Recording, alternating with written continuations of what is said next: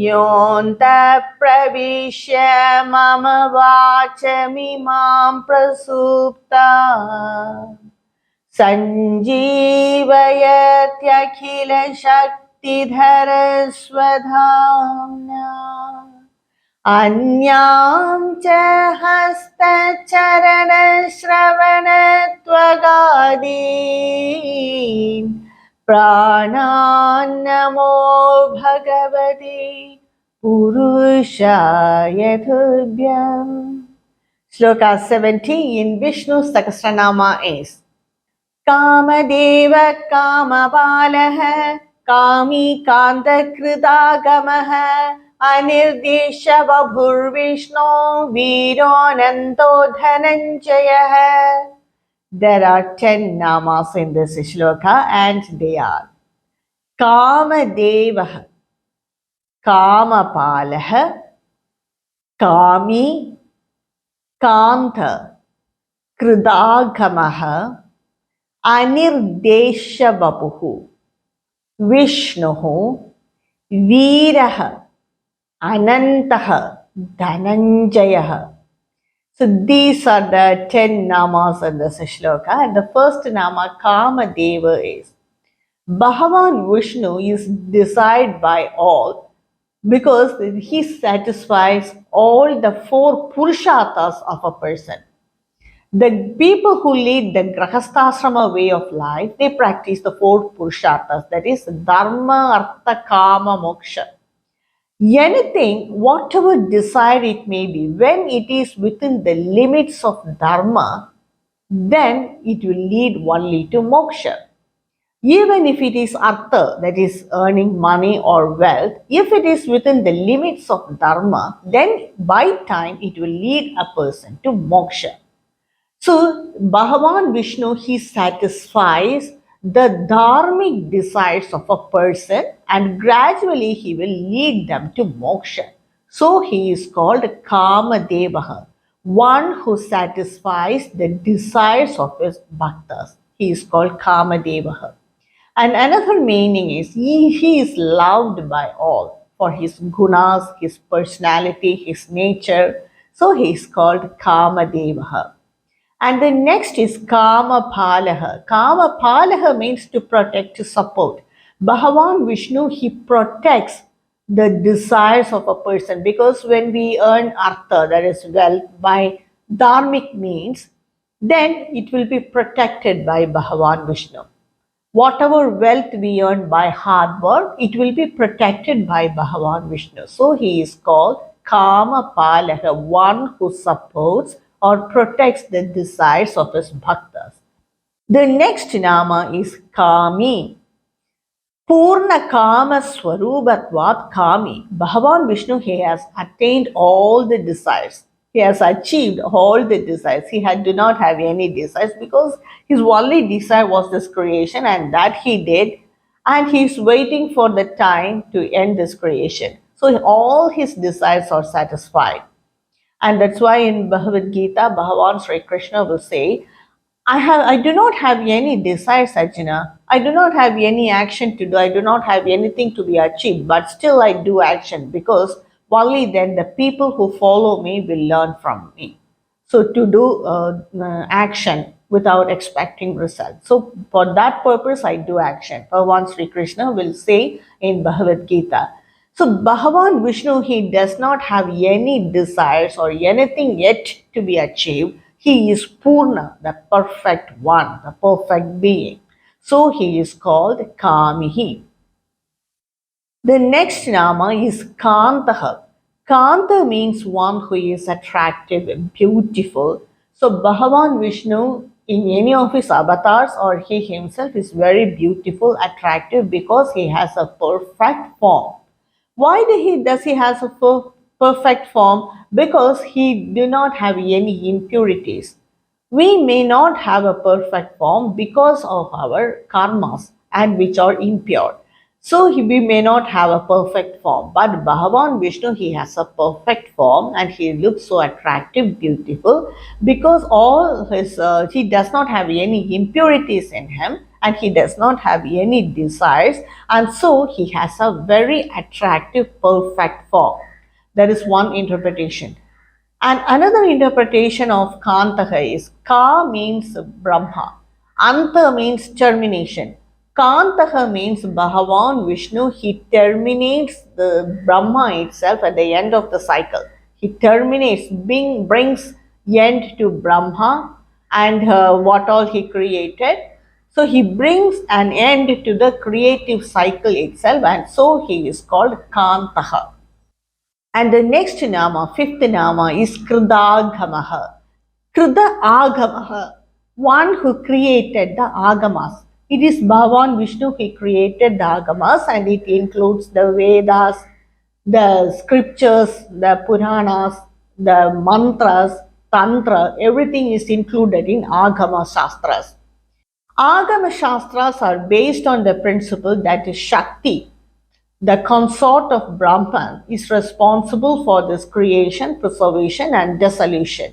And the ideal worship is introduced by the Agama Shastras. And anyone can worship the ideal, regardless of male or female or children, or anyone can worship that ideal. And the ideal worship or the Agama Shastra itself is based on four ways of worship. That is, the first is the mandala. Mandala means drawing the form of the deity or that Bhagavan on the floor with color powder. And that color powder is made of organic powder, not the ordinary dye powder. It's made of organic powder, and that picture or the image of that deity is drawn on the floor just like Rangoli and worshipped there by telling mantras. So that picture is called as kala, and it is worshipped it's a very fierceful way of worshipping. There is very strong way of worshipping. So that in that way worship can be done by Agama Shastras. Then the yantras. On a metal piece, the geometrical figure of Bhagavan, concerned deity, is drawn on it. For example, if you are worshipping Kartikeya, then his chakra or yantra is drawn on that plate and worshipped in that way. So like this, what all deity we are going to worship, what all Bhagavan we are going to, different forms of Bhagavan we are going to worship, that concerned picture or a geometrical picture is drawn on that piece of metal and worship. It's also a very powerful way of worshipping, and the mantras are also written on it. And the next way of worshipping is nyasa, that is the energy points in the body which radiates that inner power is touched with the tip of the finger, and with that same finger we have to touch the idol. So that, which implies that the energy, that is the divine energy from the person's body, is transferred to that idol. And then after that we have to worship that idol, and that also by showing mudras, that is by movement of the hand. They show mudras to Bhagavan, that idol or the deity in that idol. Then it implies that our thoughts and our ideas or our prayers are transferred to that idol or to that deity.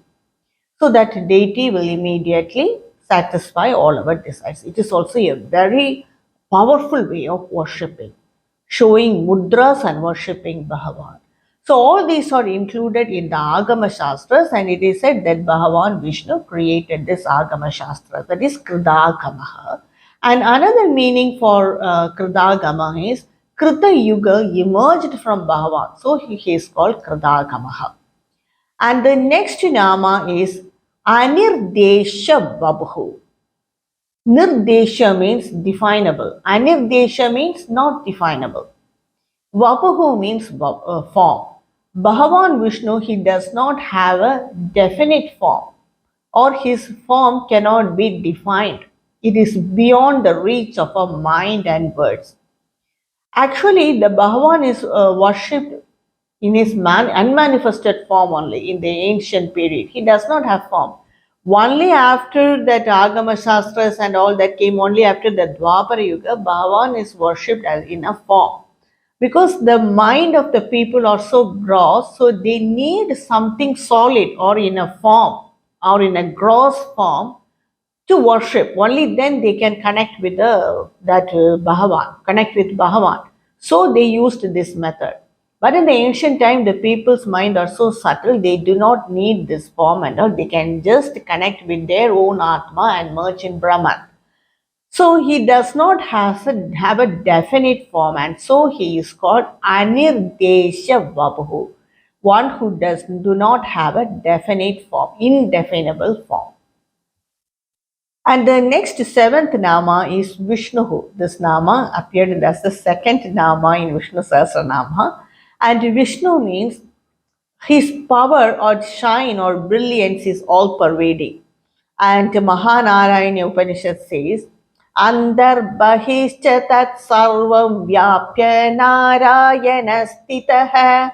Inside and external, both Narayana Stitaha, only Narayana exists. He pervades this whole universe. He is beyond space, time, or matter. And Isavasya Upanishad also say the same thing. Isavasham midam sarvam. Everything here exists in what all exists in this world, or nothing but the nature of God. So by all this we understand that only Bhagavan exists. He pervades everywhere. All these forms and name of namas attached with the forms will be destroyed by time. See, we are all limited by space. We do not pervade everywhere. We have a definite form. We have a space. We occupy some space. This form has a particular time limit. After that, it will be destroyed. Desha, Kala, Vastu, it is made of this matter, and any other thing cannot take this form. So it is limited by place, Desha, Kala, time, and Vastu, matter. So that's why we are all temporary beings. But what exists in us, we exist in that Bhava, that is Sat. It's beyond time, space, or matter. So that's the meaning of the Nama Vishnu. He pervades everywhere. And the next Nama is Veeraha. Veera means a valiant person. But here Acharya gives the meaning as Gati, Vyapti, Prajnana, Kanti, Asana, Kadaneshu. One who does all this is Viraha. That is, it denotes Gati, motion. Vyapti, it pervades everywhere. Prajnana, knowledge. And Kanti, radiance. Asana, existence. And Kadaneshu, that is consumption. Everything is consumed by Bhagavan in the end. So he does all this, and so he is a Veera. No one else is Veera like him, because no one else can do all this simultaneously at the same time. He does all this, so he is called Veera. And another interpretation is one who displays valor is also Veera, because in his different avatars, Bhagavan Vishnu has displayed his valor or brave nature, so he is called Veera.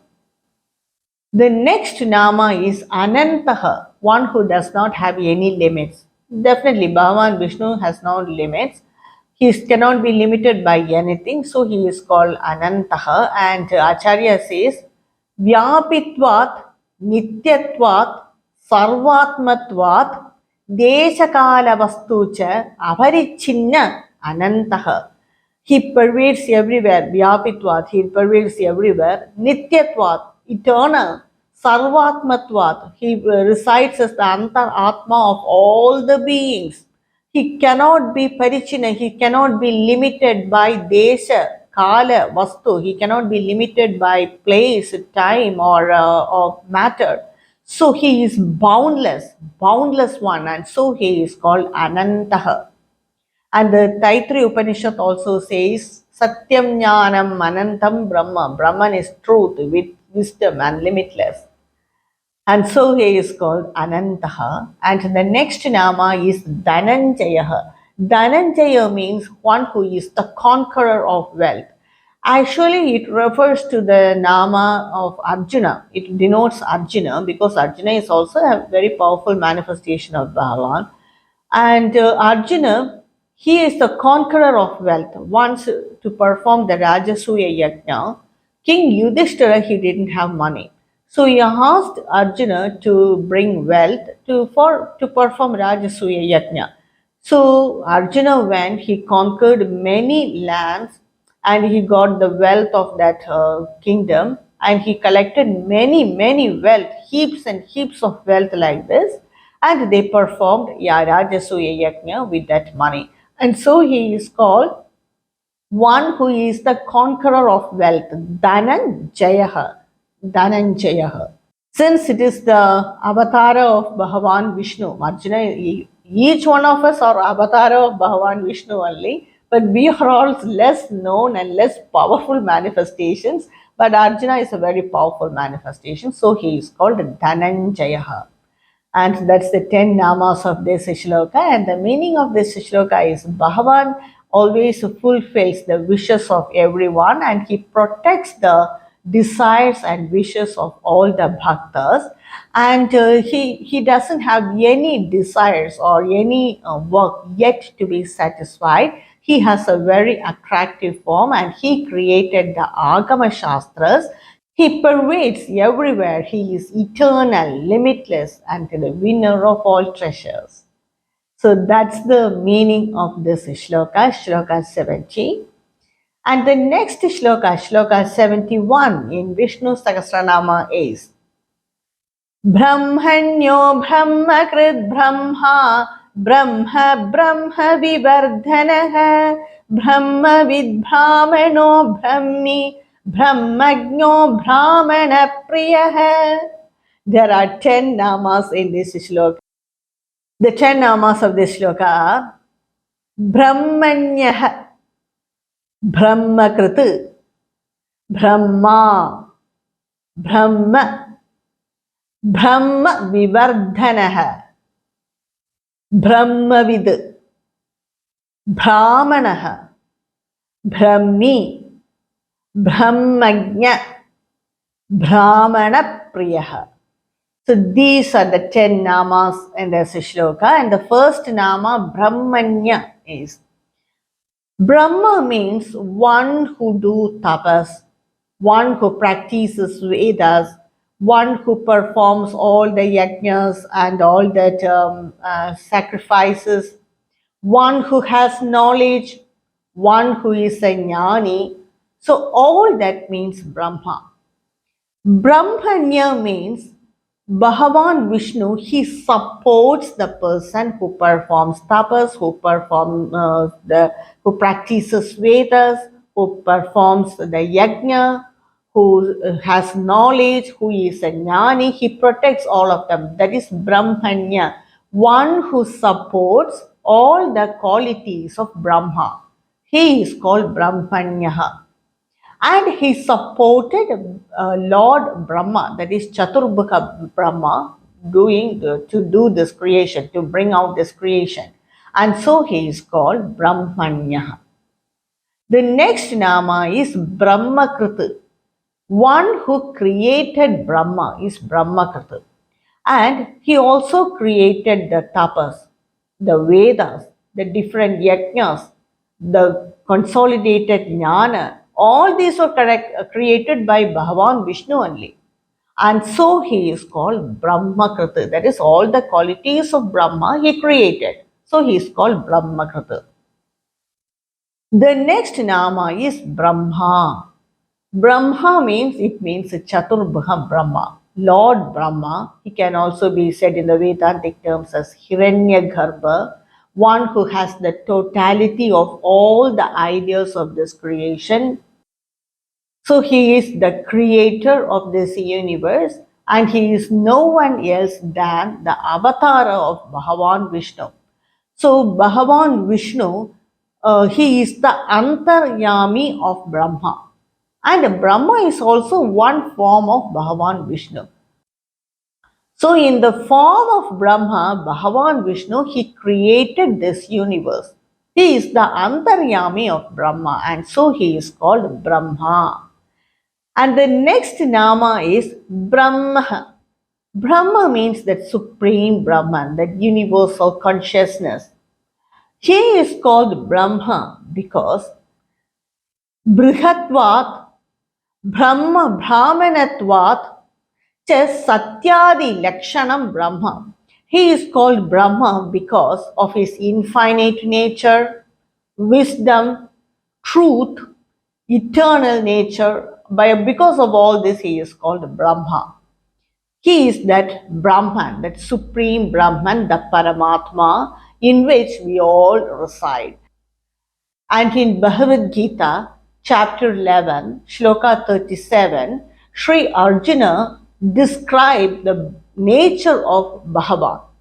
Let us see that shloka. Tvamadideva Purusha Puranaha. You are that primordial being, that Purusha and ancient being. Tvamasya Vishwasya Parannidhana. In you, all this universe exists. There is no other existence other than you. We all, this entire universe exists in you. Vetasi Vedyancha Parancha Dhama. You are that supreme abode. You are to be known and you are the knower also. Tvaya tatam vishwamanantarupam. Vishwam Anantarupa. You are that of all, you are that infinite form. You have become that infinite form. You are pervade in this universe. So that is the exact meaning of this Nama Brahma. And another interpretation some acharyas give for this nama is Brihatvat Brahmanatvacha Brahmedi Parikityate. He is infinite, all pervading, and he performs all actions by mere sankalpa. He does not exert himself to do any action. Just by mere sankalpa, he performs all action. Just by mere imagination, every work is done for him. So, and he created this jivas, he created this universe for these jivas to perform action. And in the end, he will absorb all the jivas to him. So, he is that ultimate being, and so he is called Brahma. He is that truth, only existence, and he does not accommodate any type of change. He is that unchanging existence, unchanging substantive, and so he is called Brahma. The next nama is Brahma Vivardhanaha. Vivardhana means growth. Brahma Vivardhana means he supports the growth of the different aspects of Brahma. Different aspects of Brahma or the Vedas, the Yajna, the wisdom, truth, all these are the different qualities of Brahma. So he helps to grow all this. If we perform tapas, Bhagavan Vishnu help us to improve in it. If we read the scriptures, then he will help us to understand the scriptures, or he will help us to read more and more scriptures. Like this, in any aspect of Brahma, he supports its growth. And so he is called Brahma Vivardhanaha. The next nama is Brahmavid. Brahmaveti iti Brahmavid. He who knows Brahma is Brahmavid. Bhagavan Vishnu, he knows the profound meaning of the Vedas. Who else can know the complete meaning of the Vedas? Only he knows. We all know only some part of the Vedas. Bhagavan Vishnu, he knows the Vedas completely, and so he is called Brahmavid, and he knows about that Brahman, how this universe is created, in the end what will happen to this creation. So he knows everything about it. He knows about the Vedas and everything about this manifestation and how it ends, everything he knows, and so he is called Brahmavid. The next nama is Brahmanaha. In the form of Brahmana, that is, it indicates the Nara Narayana avatar of Bhagavan. He taught Vedas to many rishis and many people who approached him, and so he is called Brahmanaha. A Brahmana means he must devote his life to Brahman, only for the study of Vedas and for the understanding Brahman. No, he should not be attached to any worldly life, because then he will be away from Brahman. He must have the control over the senses and the mind. He must accept the life as it is, should not demand more. Because why do we demand more from life? Because we identify with this physical body, with our mind, and so we have desires, and we complain about this world, and we do not feel that it is not enough for us. But a Brahmana should not be like this. He must be satisfied, because he knows this universe and this creation and all this life is just temporary. So he has to identify with that supreme being. So he has to accept life as it is. And he should live for the Vedas. He should first study the Vedas, impart it to the people who are interested in it, teach it to them, chant Vedas, practice Vedas. So these are, when a person has all these qualities, he is said as a Brahmana. Brahmana means not only if he belongs to a particular family or a particular community, if he has all these qualities, that is, he should dedicate his life for Brahman, then he is called as a Brahmana. Only Narayana Rishi, Narayana in the form of Narayana Avatara, he showed to this world about the perfect Brahmana, and so he is called, Bhagavan Vishnu is called as a Brahmana. No other Brahmana is like that. And Brahmi means he has everything, all the attributes or all the qualities of Brahma. That is, studying, the knowing of the Vedas, doing austerities, knowledge, everything. He has everything. So one who has all the qualities of Brahma is Brahmi. The next nama is Brahmatnya, one who knows the inner meaning of the Vedas. That is, Brahmavid means he knows about the Vedas. We can say it is the theoretical knowledge or the cultivated knowledge.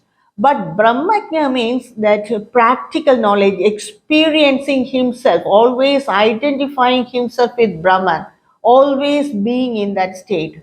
That is, we can say it as innate knowledge. So experiencing himself as Brahman, he knows that he is not other than anything other than Brahman. He has a form, he has taken many avatars, but he is very well aware of the fact that I am Brahman. He has that knowledge, and he always identifies himself with Brahman, and so he is called Brahmatnya. He always identifies himself with Brahman. And the next nama is Brahmana Priyaha. Bhagavan Vishnu, he is very dear to the Brahmanas. All the Brahmanas, they worship Bhagavan Vishnu, and they learn from Bhagavan Vishnu or his avatars. One who practices Vedas, or one who does tapas or austerities, all those people, they like Bhagavan. So he is Brahmana's Priya. This is one interpretation. Brahmana Priyaha means, for Bhagavan Vishnu, a perfect Brahmana is very dear to him. That is, a Brahmana who studies Vedas, who live for Brahma Jnana, who practices Veda, impart it to others, who impart the Vedas and scriptures to others. So all this, when a person has all this, Bhagavan Vishnu likes him. Brahmana Priya means Bhagavan Vishnu, he likes a perfect Brahmana, or a perfect Brahmana likes Bhagavan Vishnu. Either way, it is right. So the knowledge of the Brahmana is very important, more than his birth in a particular community or a kula.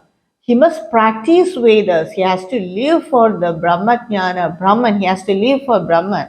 Understand the Vedas, chant Vedas, teach it to others. He himself practicing Brahmajnana. So all that is very important for a Brahmana. So that's the 10 namas of this shloka. And the summary of this shloka is, Bhagavan Vishnu, he promotes and supports the Vedas. He is the creator of the Vedas, and he nurtures it. He knows the inner meaning of the Vedas, and he is the source of the Vedas. He loves the Brahmanas, because they know Vedas, and the Brahmanas also love him, and they love Bhagavan because he is Brahman. So that's the 10 namas of this shloka. And I will continue with the next shloka in Vishnu Sahasranama in my next upload. कायेन वाचा मनस्येन्द्रियैर्वा बुद्ध्यात्मना वा प्रकृते स्वभावात् करोमि यत् सकलं परस्मै नारायणायेति समर्पयामि. ॐ तत्सत्.